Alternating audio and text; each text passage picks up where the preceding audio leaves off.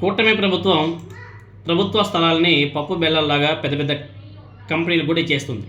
పెద్ద పెద్ద కంపెనీలు ఉంటాయి. ఎంఎన్సీ కంపెనీలకి ప్రభుత్వాలు ఉచితంగా భూమి ఇవ్వాల్సిన అవసరం లేదు. ఎందుకంటే వాళ్ళ దగ్గర ఆల్రెడీ కోట్ల రూపాయలు, వేల కోట్లు, లక్షల కోట్లు ఉంటాయి. వాళ్ళు ఒక 1000 కోట్లు పెట్టి ఇన్వెస్ట్మెంట్ పెట్టలేరు ఆంధ్రప్రదేశ్లో. ఎందుకు మరి అటువంటి కంపెనీస్ అంతా కూడా కూటమి ప్రభుత్వం ఫ్రీగా 99 పైసలకే ఎకరాల ఎకరాల భూమి ఇవ్వడం వెనక మతలబ్ ఏంటో మనకైతే అర్థమే కాలే. రీసెంట్గా విశాఖపట్నంలో మరో కంపెనీకి కూటమి ప్రభుత్వం 99 పైసలకి భూమిని కేటాయించేసింది. మీకు అంతా కూడా తెలిసిన విషయమే. విశాఖపట్నంలో టీసీఎస్కు 99 పైసలకే వందల కోట్ల రూపాయలు విలువ చేసే 21 ఎకరాలు భూమిని కేటాయించింది. ఇప్పుడు మరో కంపెనీకి కూడా అలాంటి కేటాయింపులే చేసింది. అయితే ఈసారి వంతు మరో దిగ్గజ ఐటీ కంపెనీ అదే ఇన్ఫోసిస్కు ఈసారి ఆ ఛాన్స్ దొరికింది. ఇన్ఫోసిస్ ఏమన్నా సరే చిన్న కంపెనీయా? వాళ్ళు ఒక 1000 కోట్లు పెట్టి ఇన్వెస్ట్మెంట్ పెట్టలేరు ఆంధ్రప్రదేశ్లో. వాళ్ళకి ఎందుకు మరి అంత ఫ్రీగా భూములు ఇవ్వడం? ఈ కంపెనీకి విశాఖపట్నం జిల్లా ఎండాడలో 99 పైసలకే 20 ఎకరాల భూమిని కేటాయించాలని చెప్పేసి నిర్ణయిస్తూ ఉత్తర్వులు కూడా జారీ చేసింది ఏపీ ఐటీ శాఖ. ఈ 20 ఎకరాల్లో కంపెనీ 750 కోట్ల రూపాయల పెట్టుబడితో 7000 మందికి ఉద్యోగ అవకాశాలు కల్పించే అవకాశం ఉందని జీవోలో పేర్కొన్నారు. ప్రభుత్వం తరపు నుంచి జీవోలో పేర్కొన్నారే తప్ప కంపెనీ ఎక్కడ కానీ మేము 7,000 ఉద్యోగాలు కల్పిస్తామని చెప్పేసి ఎక్కడ కానీ ఏం చెప్పలేదు. Andhra Pradesh land incentive for tech hubs విధానం ప్రకారం కంపెనీ ఎకరాకు 500 ఉద్యోగాలు కల్పించేందుకు కట్టుబడి ఉండాలి. ఒక ఎకరాకు 500 మందికి ఉద్యోగాలు కల్పించేందుకు కట్టుబడి ఉండాలి. అయితే కంపెనీకి కేటాయించడం అంటే 20 ఎకరాల భూమికి గాను మొత్తం 7,000 మందికి మాత్రమే ఉద్యోగాలు కల్పిస్తామని చెప్పేసి ఇన్ఫోసిస్ చెబుతుంది. విశాఖపట్నంలో టైర్ 1 కంపెనీ అవసరాన్ని దృష్టిలో ఉంచుకొని ప్రభుత్వం ఇన్ఫోసిస్కు 10,000 సీటింగ్ సామర్థ్యంతో క్యాంపస్ ఏర్పాటు చేయాలని చెప్పేసి కూడా కోరింది. దీని మీద కంపెనీ ఎలాంటి హామీ ఇవ్వకపోయినా వందల కోట్ల రూపాయల విలువైన ఈ భూమిని సేల్ డీడ్ అమలు కోసం దీన్ని తప్పనిసరి షరతుగా ప్రభుత్వం కూడా పెట్టలేదు. అంటే ప్రభుత్వం తన విధానాన్ని తానే ఉల్లంఘించి కంపెనీ ఏది చెబితే దానికి ఓకే చేసినట్టుగా చాలా స్పష్టంగా అర్థమవుతుంది. తాజాగా కూటమి ప్రభుత్వం ఇచ్చినటువంటి ఉత్తర్వుల్లో నిబంధనలన్నీ కూడా కంపెనీ కోరినట్లే ఉన్నాయి. కంపెనీ ఏవైతే డిమాండ్స్ ఉంటాయో వాటన్నిటి కూడా ఓకే అని చెప్పేసి చెప్పుకుంటూ వెళ్ళిపోయింది. ఇన్ఫోసిస్ తన తొలి దశ ప్రాజెక్టును 2029 జనవరికి పూర్తి చేయాల్సి ఉంటుంది.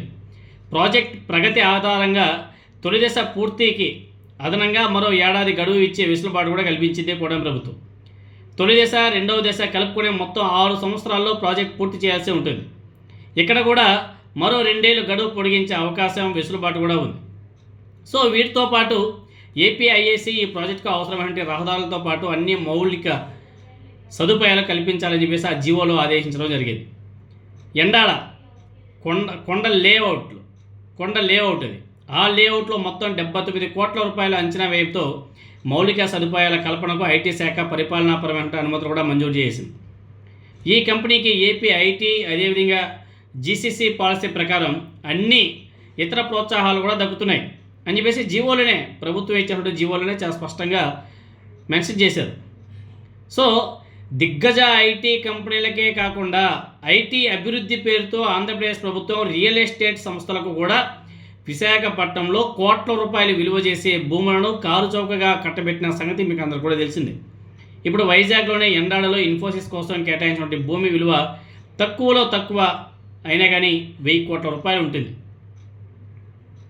ప్రభుత్వం నుంచి 1000 కోట్ల రూపాయలు విలువ చేసే భూములను కేవలం 99 పైసలకే దక్కించుకున్నటువంటి ఇన్ఫోసిస్ కంపెనీ 2026 మార్చితో ముగిసిన 3 నెలల కాలానికి 8,501 కోట్ల రూపాయల నికర లాభం దక్కించుకుంది. ఇంతటి లాభాలు గడించే కంపెనీకి అప్పుల ఊబిలో కూరుకుపోయినటువంటి ఏపీ ప్రభుత్వం ఇంత ఉదారంగా భూములు కేటాయించడం చూసి అధికారులు కూడా అవాక్కవుతున్నారు. మాట్లాడితే ముఖ్యమంత్రి చంద్రబాబు నాయుడు గారు, మంత్రి నారా లోకేష్ గారు తమ బ్రాండ్తోనే రాష్ట్రానికి పెట్టుబడులు వరదలా పరిగెత్తుకుంటూ వస్తున్నాయి అని చెప్పేసి చెప్పుకుంటున్నారు. కానీ వాస్తవ పరిస్థితి అందుకు చాలా భిన్నంగా ఉంది.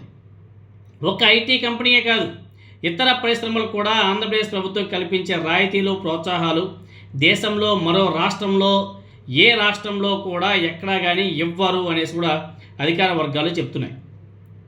అవసరమా అనేది కూడా ఒకసారి కూటమి ప్రభుత్వం పునరాలోచన చేసుకోవాల్సిన అవసరం కూడా ఉంది.